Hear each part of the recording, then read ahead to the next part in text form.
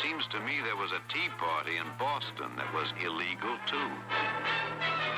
I have directed Secretary Connally to suspend temporarily the convertibility of the dollar into gold. We shall seek to establish and maintain a dollar which will not change its purchasing and debt-paying power during the succeeding generation. As anguished shrieks rose up from the floor of the New York Stock Exchange. Government credit and government currency are really one and the same thing. A reserve of gold and a small reserve of silver. So, and I said, well, what if it does happen? And he says, well, price will solve everything. I said, thanks, give me the gold. Why do central banks hold it? Well, it's a form of reserves. So why don't they hold diamonds? Well, it's tradition, long-term tradition. Well, some people still think it's money. Welcome back, insurgent stacking community, my stackaholics. Welcome to the most boring channel on YouTube, the Junius Maltby Channel, where we can experience the extemporaneous ramblings of a madman broadcasting live and unscripted here from my bunker and my makeshift little studio of dilapidated, outdated equipment. First off, before I get started, before we get into the links, the charts, the numbers, today's math, I wanted to say thank you to all of the channel members that are here early, that were in the chat while I was doing things and finishing up dinner with the wife. And big thank you, big shout out to James Richter. Thank you for the super chat. He goes, Israel can ban gold and silver ownership. The U.S. can ban sound money ownership. Good luck with that. I will not comply. That's your duty to not comply with statist mandates as such. He says, thanks, give me the gold. Quoting the intro video, and bring back my pirate Pepe Frog. You'll have to talk to Mrs. Maltby, my friend. You will have to talk to her that she's in charge of the little emojis, the channel emojis, which if you're a channel member, many of you can see that you've got access to the nice little emojis down there in the chat. That everyone likes to use frequently. So thank you, James. Thank you, all you channel members of the Coins After Your Name, for being here. Boss Grand, wow, thank you. It says, God bless you and your family. Thank you for the support. Thank you for the generosity towards this channel. Thank you, all of you. I see A1 Savage. I see Ray Finkel's here. Paul S. Todd S. Fox. T-Bert. I've got A1 Savage. Trevor Ham. I got to throw down a shout out for Rick Waugh, because you've been here forever, literally like 15 years since this channel's been in existence. Your name's been in the chats and the comments, always there, always present. Bill Spencer, E.W. Fisher, DB, Micah Robinson, Forgotten Creation. I see all of you. Thank you for being here. Yukon Cornelius, also present and accounted for. Am I missing anyone? I'm scrolling up to see who I missed. Mimaru's here. Good to see you, Mimaru. And any other channel members that I'm not seeing? Richard King is a new member because James Richter gifted memberships. Welcome to the community. Richard King and Mental Medalist, Gold Swan, Dude Dave, J-Ro, all of you. You can thank James Richter for giving you guys a membership. Good for him. Solid. And Kevin James Hanford, first one in the room. Hello from Texas. Also Chad's here. Good to see all of you. And Bruno, hey, look at this. Thank you. Big super chat there. Thank you for the support, my friend, always. And any thoughts on how to support the channel without leaving a digital footprint? If you get another P.O. box, we can send some sound money directly there. I had a P.O. box, as many of you know, but I had to go to the town, had to go to the post office, had to pay them to keep it open, and it was very infrequently used. I could do that in the future again, but at this point, it just hasn't been necessary, if that makes any sense. Mathodicus, Albrighticus, thank you, my friend, as well. Good to see you. Good to see you as well. Eric Blodgett. All right, to the news, to the screen, to the blue light. Got a lot of things. Today, as you join me for these extemporaneous ramblings, a lot of this comes out of conversations. Now, many of you know that that's one of the reasons I started this channel, was to have these conversations with others, because I couldn't always have them with friends or family, and many times they got sick of it. But here we are. I had some good ones this week with some close friends and contacts, and I'm just going to share with you a little bit, like some insights from it, things that we discussed, fun math problems that we worked out. Because as you look around and take in the information that's in the news, you kind of got to dig for it these days. There's just a lot there. There's a lot of things happening, a lot of interesting numbers being computed. And I watched a really good, Manico, if I'm pronouncing it right, he does some really good precious metals discussions on his channel. And I was watching one the other day on the problems with paper metals, and he had a good guest on. They were talking about some information there, and I'll try to touch on just some of that because it was really eye-opening and motivating if you're like us. If you're looking at these things and you're looking at metals and physical, holding physical metals, because I got to be honest, a lot of the people even in the stacking community, when you go online, you're on YouTube, and I do visit. Yeah, Manico64, Cosmo's got it. That's his channel. He had a great video the other day. Just a phenomenal video. And I don't exactly remember. Let me see. I think I might even have the title for it. Let me pull it up because he needs credit for this for sure. I'm going to pull it up. Where was it? Oh yeah. The title of his video was "The London Bullion Market Has Sent Gold and Silver Supply to the Moon," and the icon or the video screenshot that he used was titled "LBMA Silver Vault Red Line Very Close." It was an interview with David Jensen. Just really mind-blowing stuff. It was totally worth it. It was good. It was a good watch. And yeah, G-Dub, you've got it. The London Bullion Market Has Sent Gold and Silver Supply to the Moon. Interview with David Jensen. That is exactly the title of the video. Watch it after this if you want. But stick around for this video because we're going to talk about other things as well. But back to what I was going to say before we get into the video today. I do visit other videos and other stacking channels, even those that aren't exactly aligned with my outlook, my perspective on things. And it's just interesting because some of them are so much so hobbyists that they don't really put a whole lot of ideological thought or energy into why they hold precious metals. They don't get it. They still yet don't grasp the rebellious concept of owning precious metals and what it takes to rebel against the state, to store your wealth and your labor yourself, to fight inflation, the hidden tax, which is done on purpose, by the way, and it's not an accident. There was a good article on Lou Rockwell regarding that. Inflation is totally on purpose. They do it to rob you. It's theft. It's a hidden theft. And a lot of these stacking guys just don't get it. They're still into this whole, I don't think there's going to be any problems in the future. They're still kind of perma-dollar bulls. I think the dollar is always going to exist. They can't disconnect from the idea of dollar valuations and dollar thought. And I'm hoping that someday more of them can wake up to the ideological side of precious metals and get a little bit more hardcore, a little bit more rebellious, especially when they have big audiences.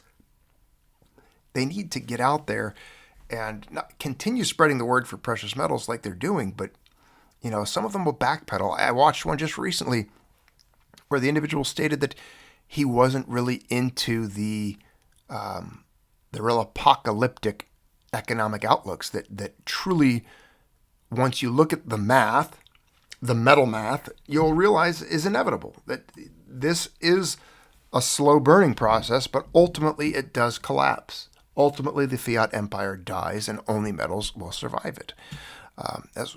That's just the way it's going to play out. That's history, my friend. Thousands and thousands of years. It's not wrong.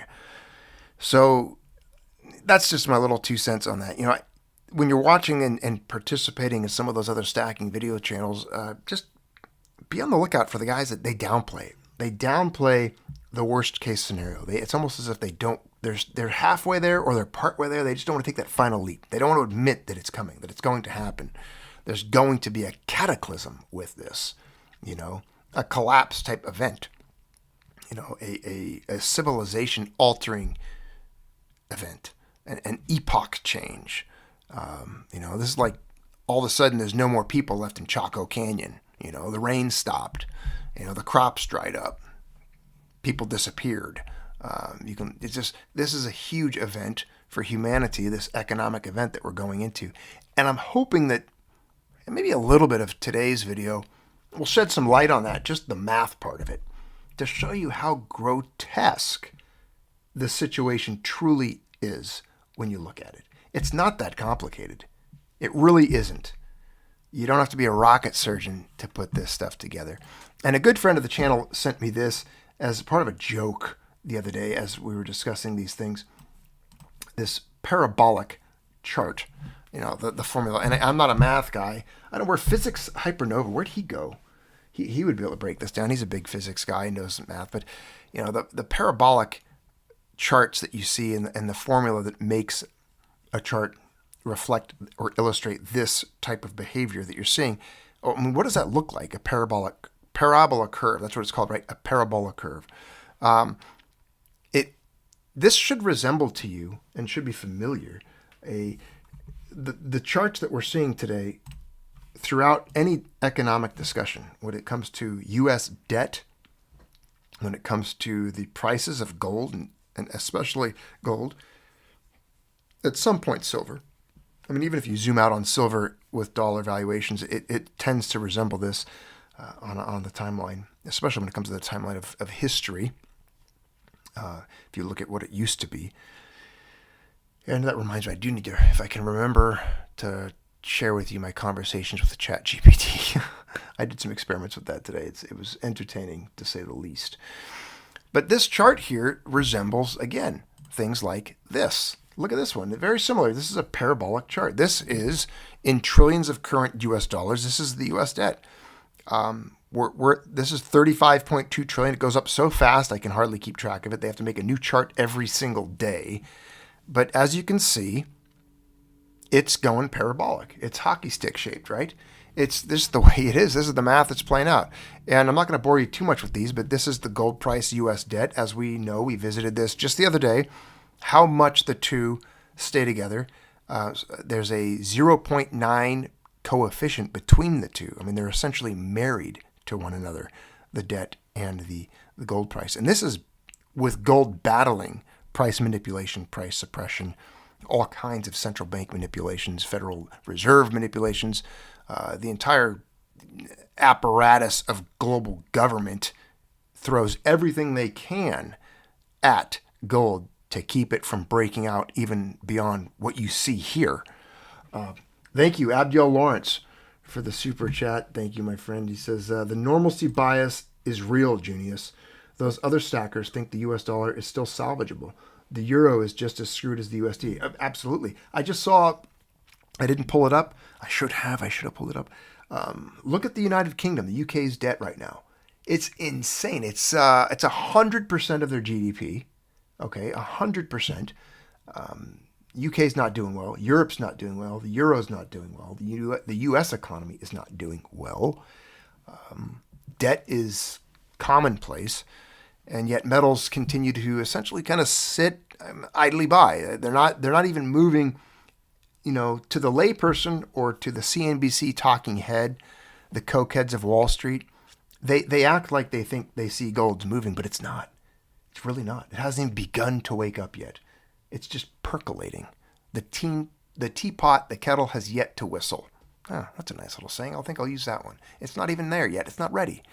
But as you can see here, again, it's that familiar parabolic curve. Wait till we get to some of the other conversations. You guys are going to like it. This is a gold price. This is what you're looking at. This is a gold chart. So check that out. Again, back to the screenshot I just showed you, the parabolic curve. Boom, there's gold doing its thing, you know, going vertical, going hockey stick on us. And in this chart, again, is dated. This is outdated because now this chart peaks out at 2200. It's beyond that. I'll put the mouse on the screen. It's up here. It's off the chart. It's literally off the charts. 2650. It was hit 2656, I think, last night. So gold's it's blowing out its charts. They're having to make new ones. They have to make new ones almost every day now because it's just breaking records. Every day I go on gold, it's a 52-week high. Every single day. It's highlighted on CNBC. 52-week high, 52-week high every night, every morning, every night. Non-stop record-breaking behavior. And of course, the U.S. dollar's value, its purchasing power, is kind of reverse that. It's lost 99% versus gold, 98%, 96% or whatever in other measurements. But any chart you look at that shows the U.S. dollar shows you that it's losing value at the very rate that these other assets are going up. It's deteriorating. It's hemorrhaging. All of this because of, again, the debt of the federal government, the amount of money they're printing, and the economic position that these politicians and central bankers have put us in. Real quick, let me just mention this. Again, the ramblings, the extemporaneous, all over the place. I asked ChatGPT, maybe I'll pull it up later and we'll try it, if the United States Congress could repeal the charter for the Federal Reserve. And it agreed. It said that you could, and then it outlined all these problems that might cause and why it might not be a good idea. I'll get into at the very end of this, if I have time, I'll give you my 2 cents on the biased, woke, DEI hire computer that is now known as ChatGPT. It's so liberal, it's ridiculous. The thing is constantly trying to be an apologist for the state and correct me on things. I was trying to argue with it. It's kind of like trying to play chess with the computer, except the computer's dumb. You know what I mean? Like, I'm not that great at playing computer chess. I got to set it down a little bit as far as the difficulty level. But ChatGPT, it's like arguing with some woke cousin at a barbecue that doesn't know it, that just repeats and regurgitates headlines and doesn't believe anything it didn't read on CNN. Just doesn't work. It's obviously slanted one side, and I had fun with it. But again, I just pulled these up mainly to show you the parabolic behavior of these charts. And then I've got this now again to illustrate the 35 trillion because these are some fun numbers. I did name today's video metal math because we're going to do some metal math. I like it. It's fun. It's interesting. It kind of puts things into perspective. You can have fun with it. So break out your pocket calculators, nerds. Come on, nerd. Pull out your calculators. I'm going to need some help. Because as you know, I do tend to occasionally misplace commas and decimals. I might need your help. So I'll refer to the chat. You guys can punch and crunch numbers. So get those calculators on your desk. Have some fun with this tonight. Good morning. U.S. debt now stands at $35.3 trillion. This is a tweet from James Lavish. If we were to return to 0% interest, so no interest on that debt whatsoever, it just stopped. Now you're just like, kind of like one of those when you first get a credit card things, no interest payments, just make the payments with no interest. And we made the payments of $1 million per hour. Think of this, $1 million an hour. It would take 4,023 years, or until the year 6,047 to bring the debt back down to zero. That's not even adding any new debt to it. I want that to sink in for a second.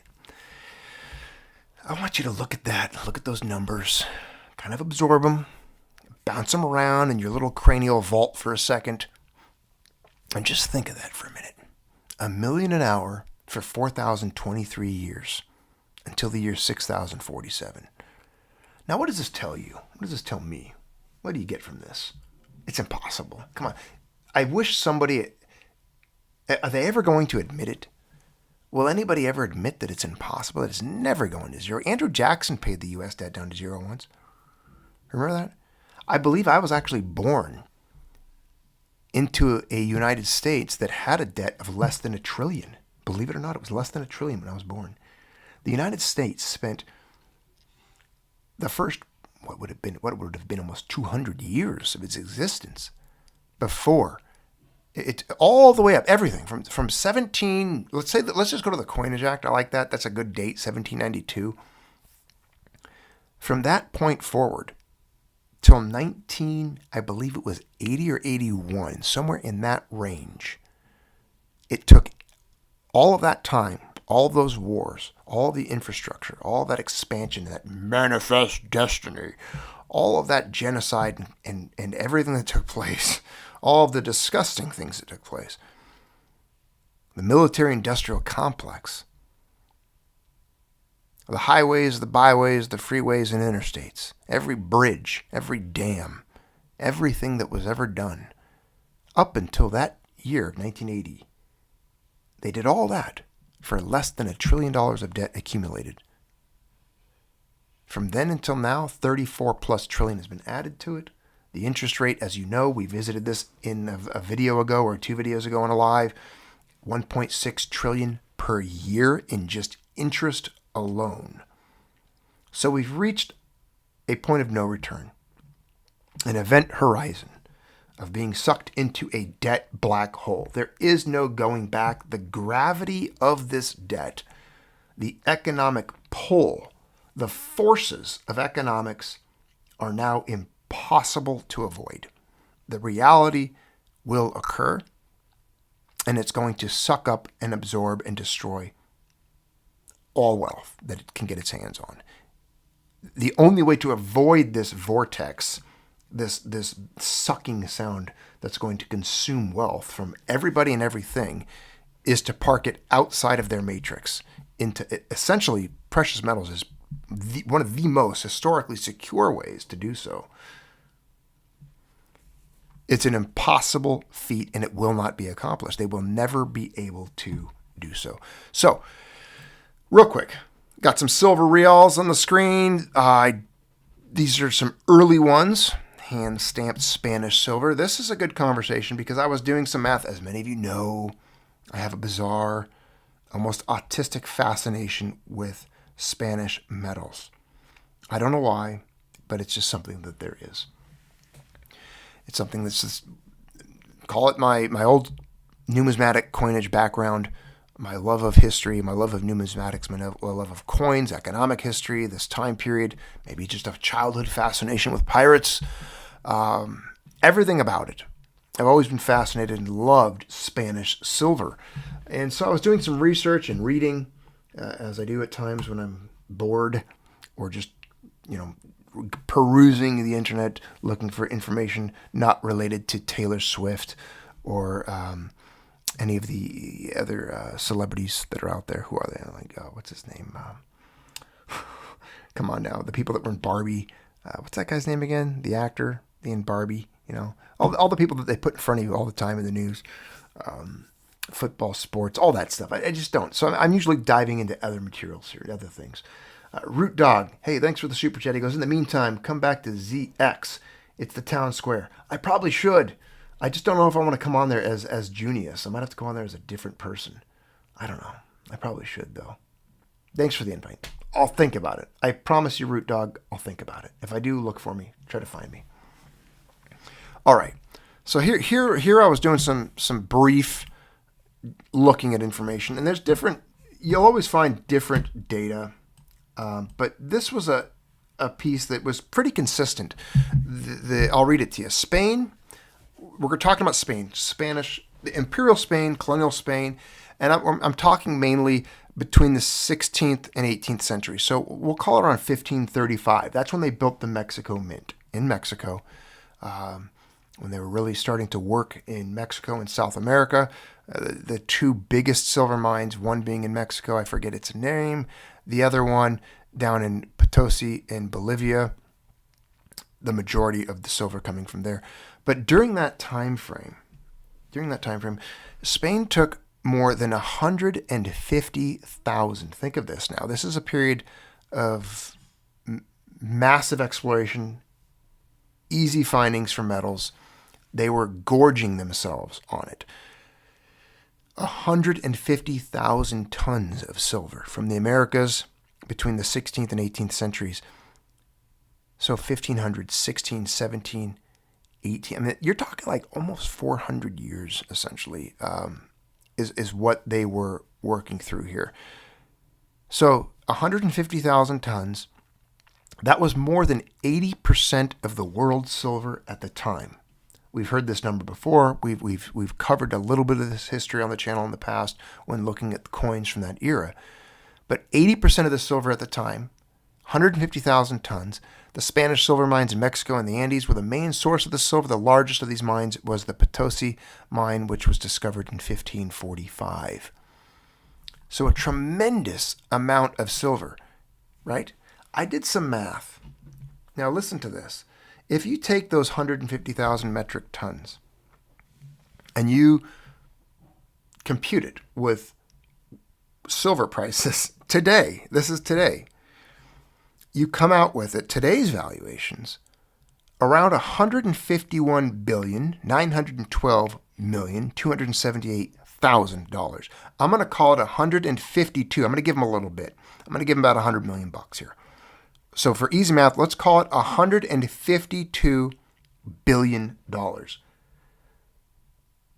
All of the silver mined in all of South America for hundreds of years by the Imperial Spanish Empire, 80% of all the silver on Earth at the time added to $152 billion in today's value.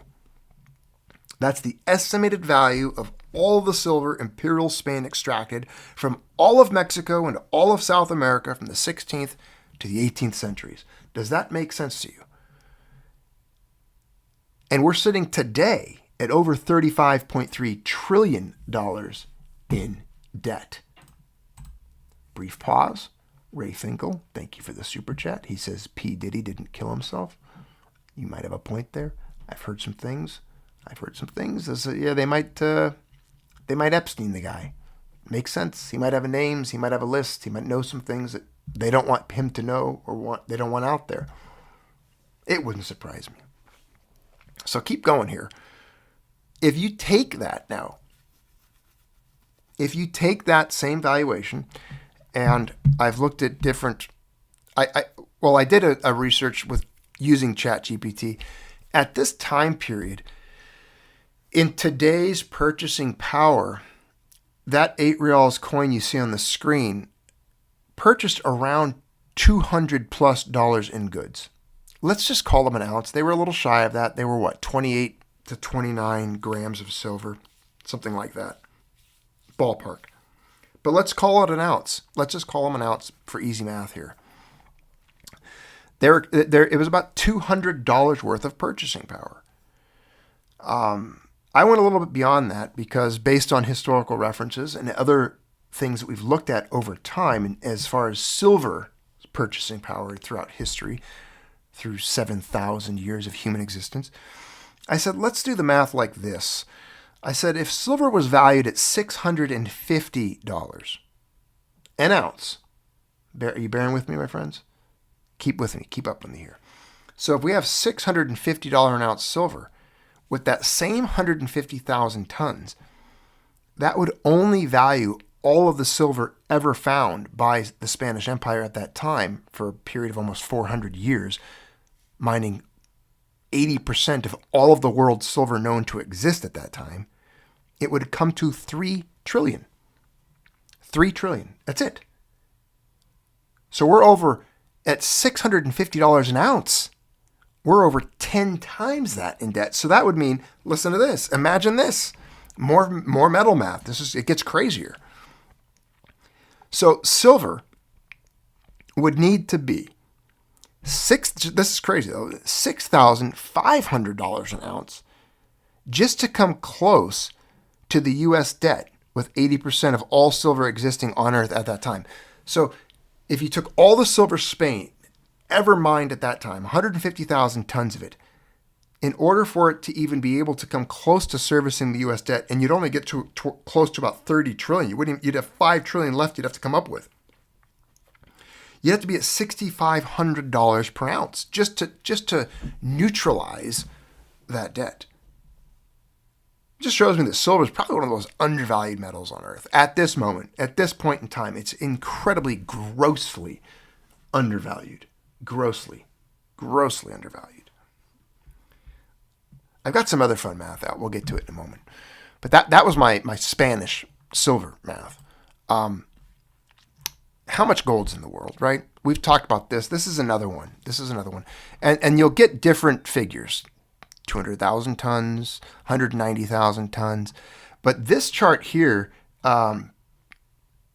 because this is going to go into a really good point here, because if you recently were tuned in, we talked about, we've also discussed peak gold in the past.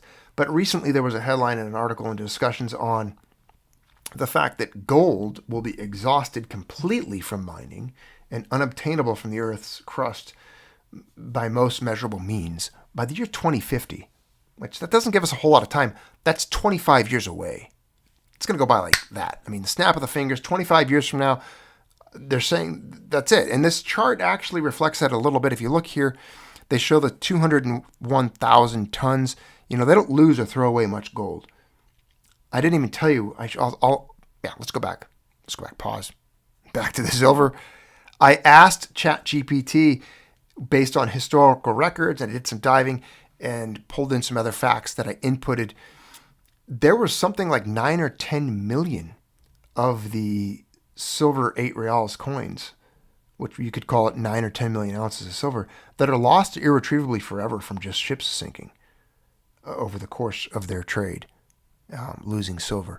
And that goes in line with, if any of you know this, who've been on this channel for some time and looked at silver data, you know that a massive portion, a large glut of silver has been lost for all time, all history. It's gone. It's been destroyed. It's been used in industrial applications, military applications, sunk in the ocean like I just referenced, or other means. But it's not as present and as remaining as all the mined gold has been. Yes, some gold has been lost as well. But gold in the ocean lasts forever, even when they pull it out. Silver tends to get corroded sometimes. They do retrieve it, but gold, I mean, it's impervious. And when they find it, they find it. Silver Slayer, hey, thanks for the super chat. Good friend of the channel here. He goes, I hope your viewers know you are the first silver stacking channel on YouTube making educational videos like this. You paved the way, the true OG. Ah, thanks. That's a huge compliment, Silver Slayer. I appreciate that. I don't know if it is true. There had to be somebody else back then doing some stuff, but I appreciate it. Thank you. I really do. Those are kind words, very kind words. So get ready for the next math here, because it's going to get crazier. We just covered the silver part of it, right? Now, look at the gold here. Look, we're just really looking at the above ground gold, 200,000. Let's just call it 200,000 tons above ground. They got 53,000 tons. Not a lot left. These are estimated figures as reported by the World Gold Council. These are the total identified. Sorry, minced my words. These are the total identified underground reserves down here. That's the gold that's not yet out of the ground yet. You got the 200,000 tons up here. You got 53 down here. You add those up, you got 254,000 tons maybe total ever in history that they'll end up coming up with. It's in jewelry, private investments, official holdings, and other. You've got India and China having over 50% of the jewelry. A lot of the Indians, as you know, hold their wealth in the form of jewelry. It's similar to us holding bullion rounds, bars. It's a form of family wealth, dynastic wealth preservation over time. A lot of times it's done in jewelry. Federal Reserve, U.S. Federal Reserve supposedly holds 8,133 tons. There's that 33 number again of the gold reserves, more than twice the reserves of any other country. And they only value it, of course, on their books at 42 an ounce, but we all know that's a joke. They don't do that anymore. Dollar values are calculated using the price of gold at $17.56 as of September 30th, 2021. However, you have to pump those numbers up. Those are rookie numbers. Gold is now much more than that. It's almost $1,000 more than what this is quoting.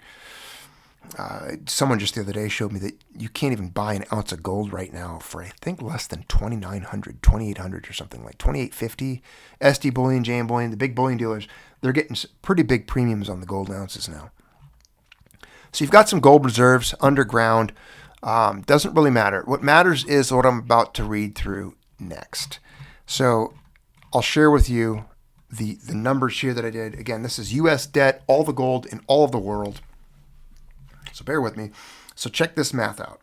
You got $35 trillion in debt, okay? Divide that by $2,600 per ounce, 32,150 ounces per ton, and you come up with about $418,710. That is if I take the U.S. debt and I said, okay, I want all those dollars, if the debt were green, a surplus, and you could take all that money, all that debt, 35 trillion, and you could buy gold with it. How much gold could you buy? 418,710 tons. Well, let me get this straight. There's only 201,000 above ground that exist in all time. There's 53,000 tons supposedly still underground they haven't got out yet.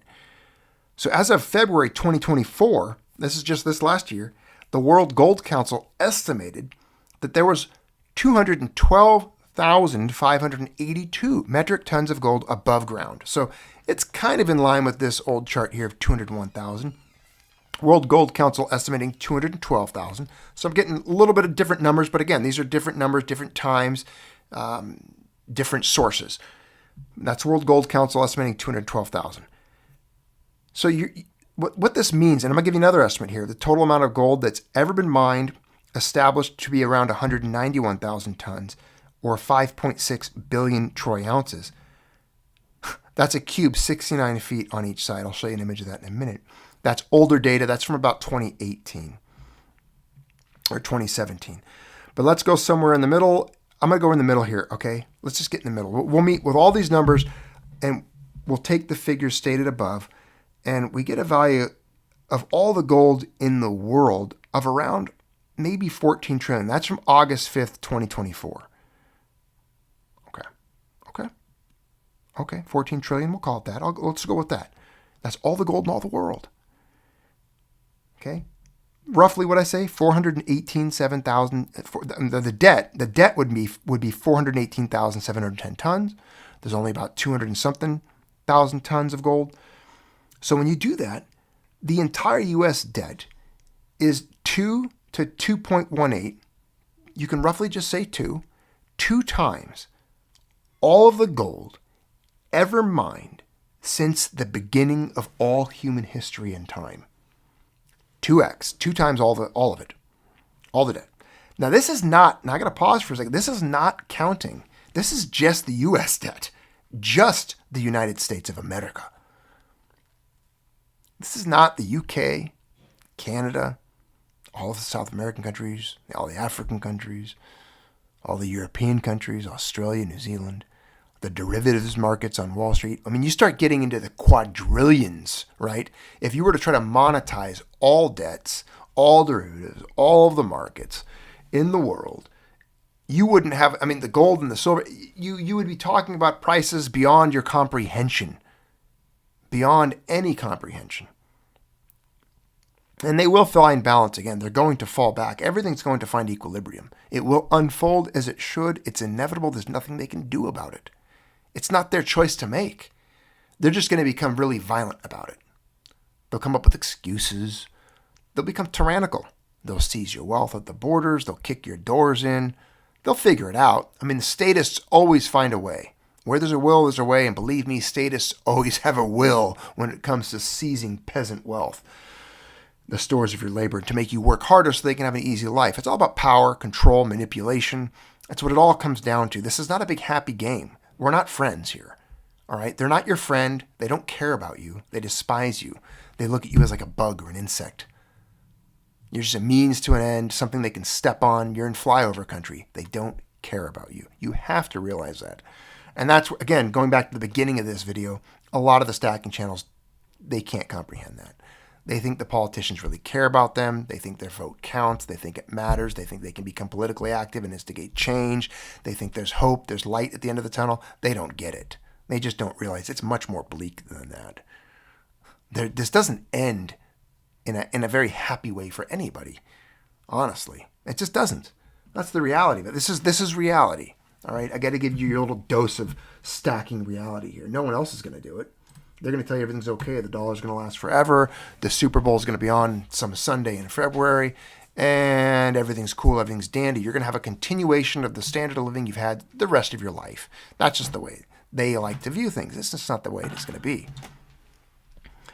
Thank you, Mrs. Maltby, for a nice hot cup of tea. What a beautiful, splendid young lady you are. Thank you. Thank you for that. Now, that's just the U.S. debt. Again, that wasn't counting derivatives. Again, so to revisit that, just to go back now, all the gold on Earth. Let's even get the stuff out of the ground real quick. You want to do that? Let's get all of it. Let's get all the gold out of the ground. One of you might have to cash these numbers because I didn't do these ones. Do 254,000 tons. What is 254,000 tons? Oh, I could probably do it. Let me do it. I'll do it with you. Let's do it with you. I'll get my calculator out. I got my calculator here. I'm annoyed. 254,000 tons times, what did I tell you how many ounces per ton there were roughly? It's 32,150, right? 32,150 times 32,150 equals 8 billion 166 million. Let's do 2650. Let's do gold's new numbers. 2650. I'll even pump those numbers up. Let's go to 2650 on it. Equals. Okay. 21 at 2,650. That's 1, 2, 3. 4. Am I doing this right? 640 billion. 21 trillion. 640. So that is all of the gold. Okay, yeah, that's it. I just did it. So here's the number I just did. To go back to help you, I did it kind of quickly. I took all that gold that you see on the screen. I'll zoom in on it for you. All the stuff that's supposedly still in the ground, those 53,000 tons you see in the middle of your screen. Right there, you see it? I got the cursor on it. So there's the 201,296, and then you got 53. I just did 254,000 tons. So all the gold on Earth, all the gold in the crust, all the gold ever mined, all the stuff at the year 2050 at today's debt level, 32,150 ounces per ton, 2650 an ounce. So I even gave it the pumped up numbers, the most recent high point, the record highs on gold today, because if we did less than that, we wouldn't come up with as big a number. It would be even further from the debt to paying off it. All of that gold ever mined since the beginning of time, and all the gold that hasn't been mined yet, exhausting all the mines, would only come to 21.6 trillion. We owe 35.3. Just the United States. Again, this isn't counting derivatives. This isn't counting all the crap on Wall Street paper. This isn't counting all the other government debts. Does that what does that tell you? Does it freak you out a little bit? Just a little tiny weeny bit? Make any sense to you? I wanted to do this because I think these metal math numbers help put into perspective the undervaluation of precious metals and where they sit when it comes to nuking this debt, because they're the only things that neutralize it. Karl Marx knew that, and he was an idiot communist. If an idiot communist knew that all transactions and all economic, every time that somebody flowed economics from one party to another, and any time units of account, mediums of exchange were to travel through economies, that ultimately, he stated, they settle in gold. And that was him saying that. And I did that in a huge video years ago. This sheds some light on the fact that I believe precious metals are so grossly undervalued that they are going to be a beach ball held underwater. There's going to be a hockey stick chart type behavior, a parabolic reaction to these mathematical problems. And we're going to see a reality in which these metals, and again, it doesn't matter if you don't value them. And I'm not talking to you in the chat. I'm talking to the general lay public, the peasants on the street, the people walking around clutching a latte, staring at their phone, trying to be an influencer, trying to film themselves in a park somewhere. You know, your average person doesn't get this. They don't have to. They don't. Again, to kind of play the devil's advocate, or to if I don't want to side with the elitists, they don't matter. Those people, they really don't. Their opinion doesn't matter.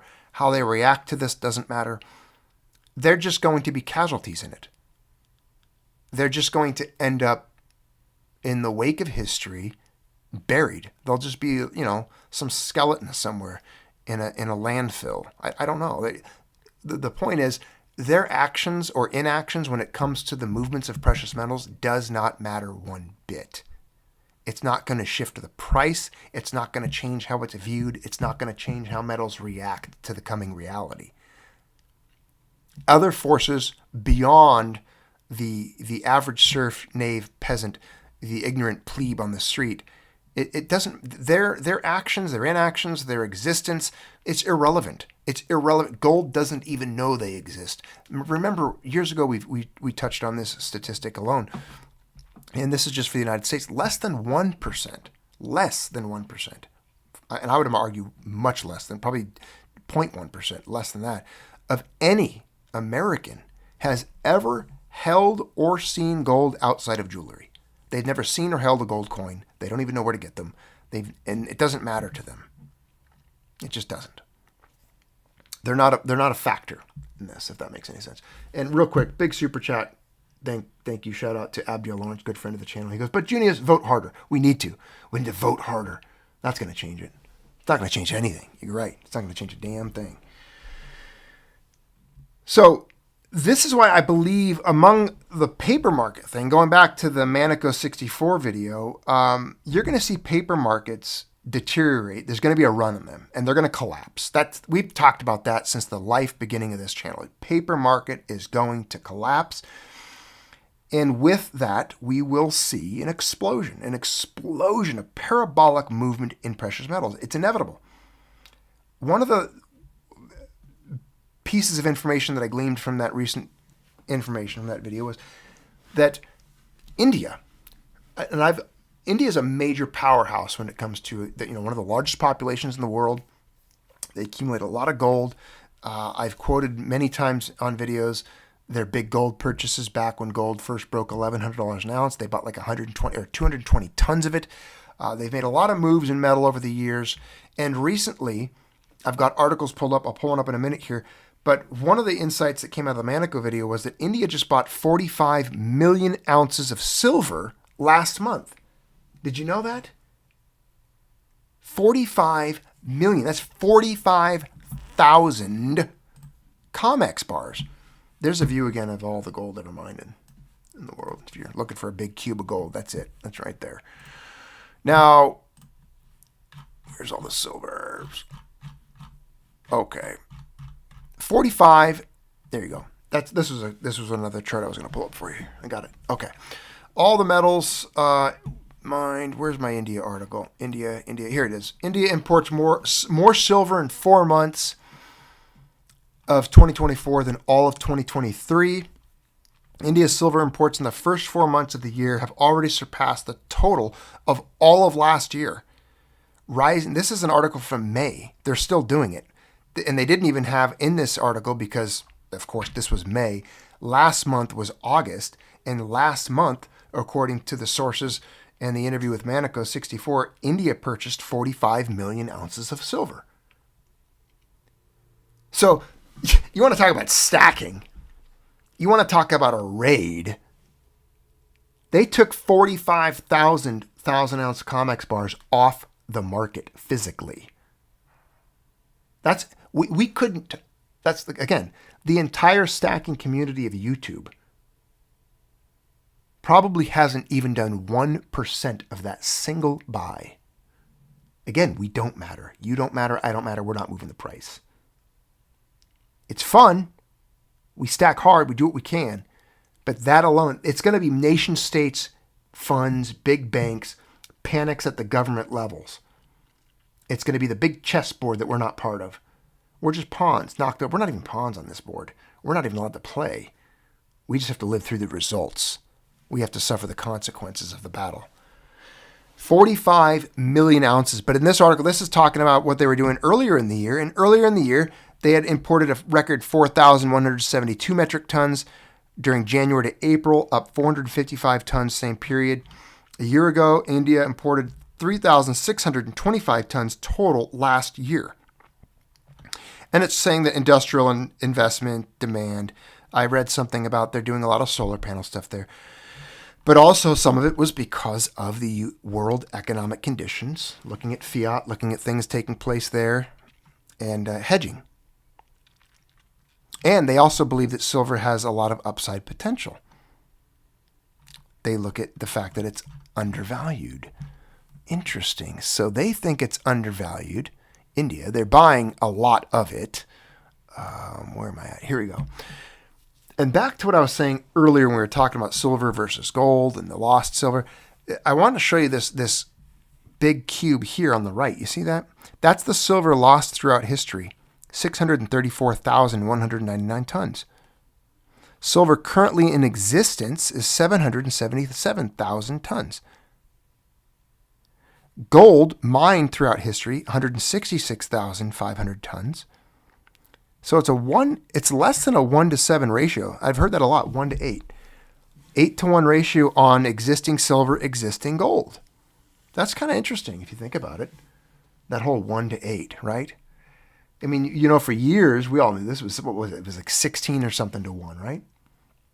And then in the United States, it was $20.67 an ounce of gold. And if you had 20 silver, but you know, obviously the silver dollars were not a full ounce, that equated to about, it was only what, 16? It was like 16 to 1. You know, a lot of people will quote that, 16 to 1. The existing silver to gold ratio is 8 to 1. Extraction ratios are different. I covered recently the increase in silver demand, decrease in silver supply, supply side deficits. The amount of silver coming out of the ground is less every year. It's getting harder to get. So there is an argument there for silver to make some drastic moves. It's got to play catch up to gold. Sorry, silver has to play catch up to gold at some point. But just looking at this graph here from Demonocracy, and you see, you know, about a 1 to 8 ratio, at least a 1 to 7 ratio, pretty phenomenal. And then when you look at the information in the news, India's not dumb. They've never made a mistake when it came to putting money into metals, ever. They just purchased last month 45 million ounces of silver. It's not going to stop, ladies and gentlemen. They know the dollar's dead. You know the dollar's dead. The word's out. The cat's out of the bag. Secret's out. The dollar's doomed. And an epic world shift awaits. This is an epochal change in how things are viewed, how things are valued. Every single day that you live, every single day that you wake up in the morning, the US dollar buys less silver and buys less gold, essentially. By the day, by the hour. And I truly believe, I've said this on the channel before and I'll say it again, that we will witness a time in which no amount of fiat paper will acquire any amount of precious metals.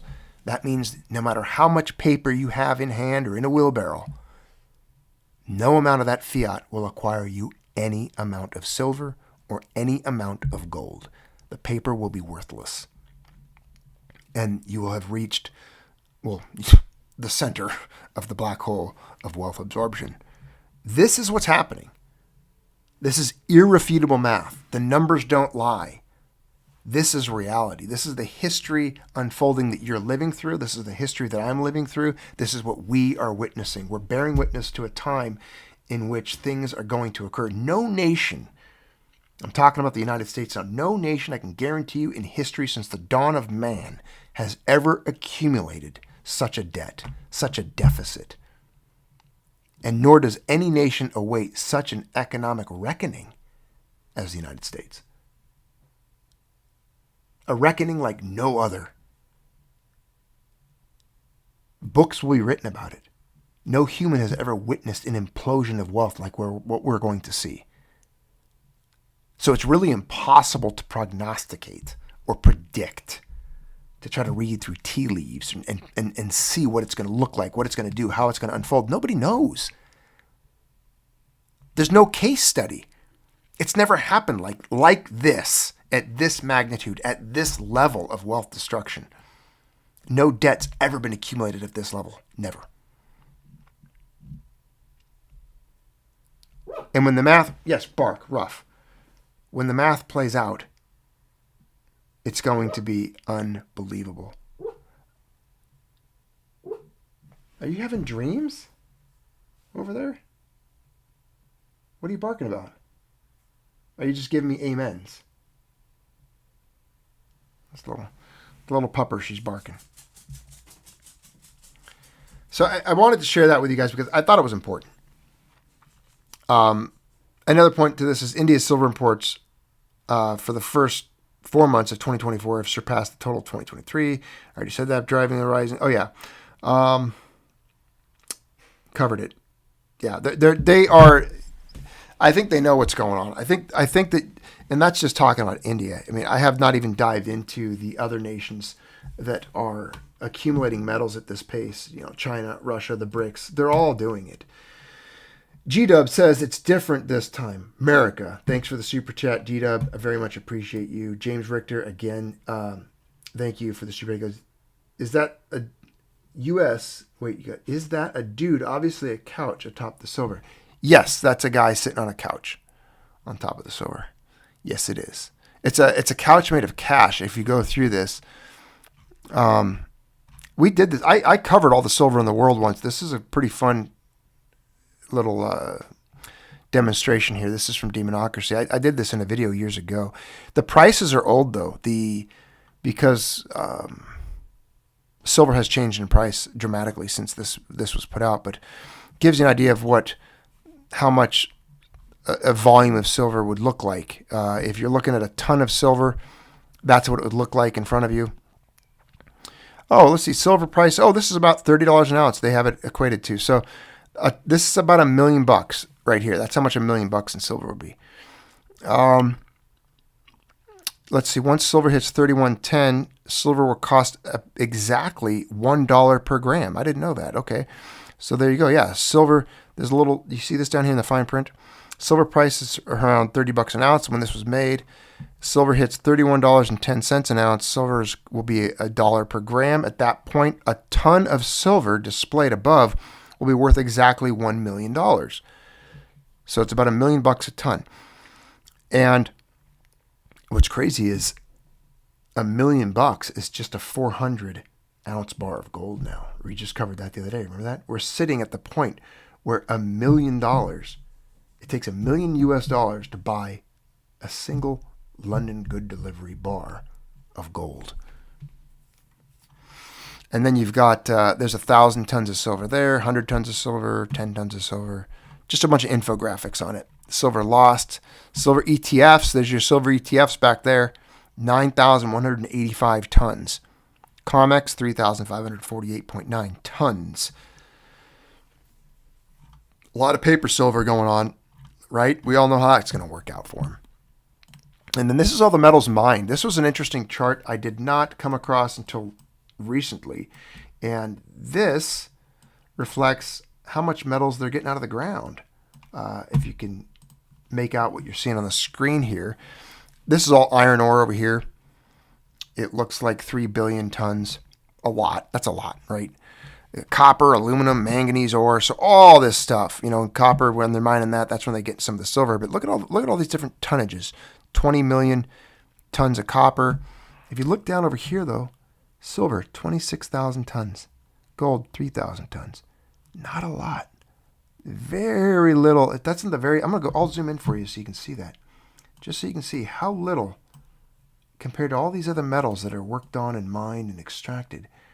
So you can look at how little was produced of the precious metals. These are all the metals in one chart. Now this is just all the metals we mined, and this was, I believe, in 2023, if I'm not mistaken. Yeah, U.S. Geological Survey, 2021. This was 2021 ore production. So 3 years ago. Again, and those numbers have been changing. They've been getting less silver out of the ground. They've been getting less gold out of the ground. Danville, I'm actually very surprised. He says, I'm surprised it's lasted this long. It's very surprising how long they've been able to keep the music going for this. It's phenomenal. Let's do a little experiment real quick, ladies and gentlemen. Let me show you something. So I was on the liberal garbage of ChatGPT. What do you want to call it? It's just, I don't trust it. I don't think it knows. But watch this. I got it pulled. This is ChatGPT. You can ask us some questions here. So watch this. We'll start with an easy one. How much does it? Am I in there? Is it letting me do it? Oh, here we go. Okay. How much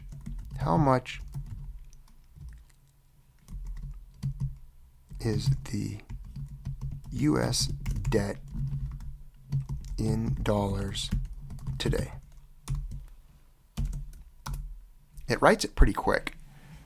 The U.S. national debt was over $31 trillion.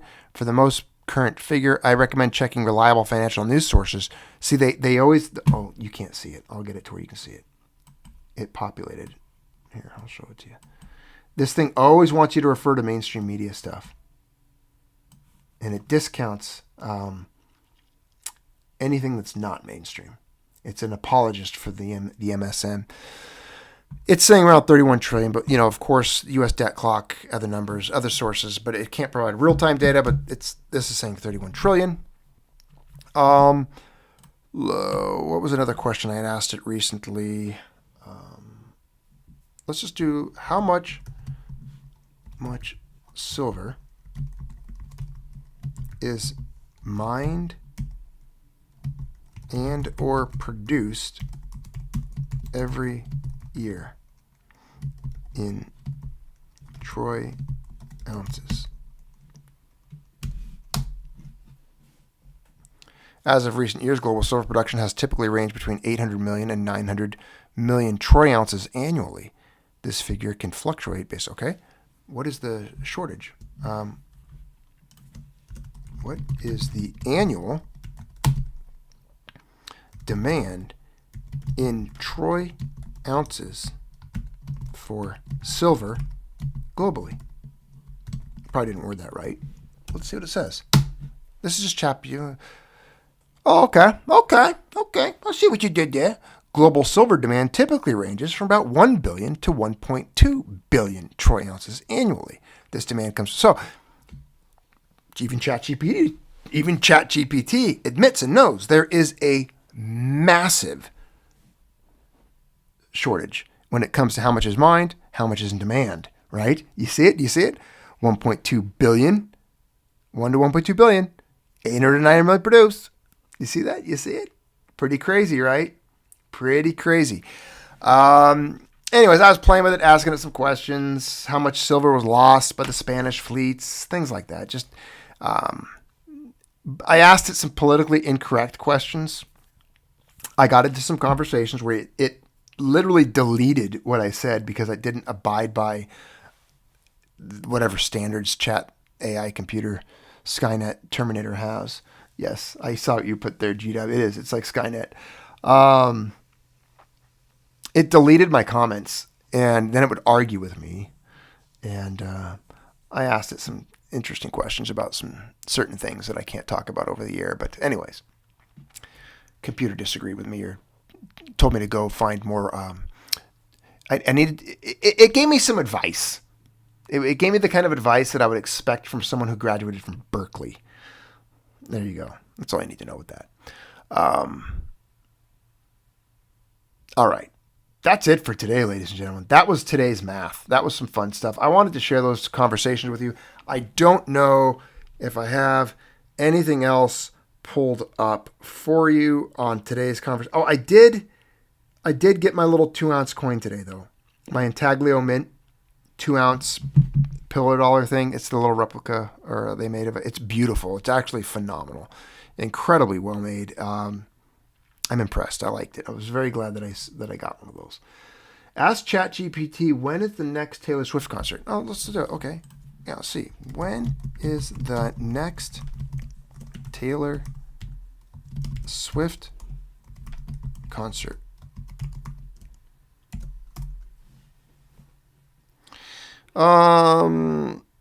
It's often available, it won't tell you, on our official website or major ticketing platforms. You can check there for the latest information on our upcoming performances.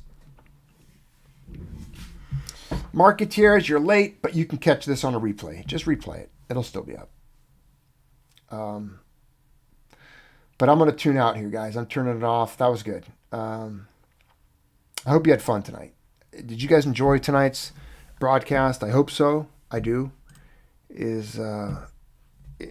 Thanks for being here. Thanks for tuning in. Thanks for being part of the Junius Maltby Channel. If you like this stuff, hit the like button, the thumbs up, share it, send it, post it. Yeah. Let's see. Eric Blodgett says, I held a Potosi silver mine coin at my local silver shop. It was super hard looking, but it was still there. Yeah, man. They're awesome. I love Potosi silver. Is phenomenal. It's haunted. They're incredible coins.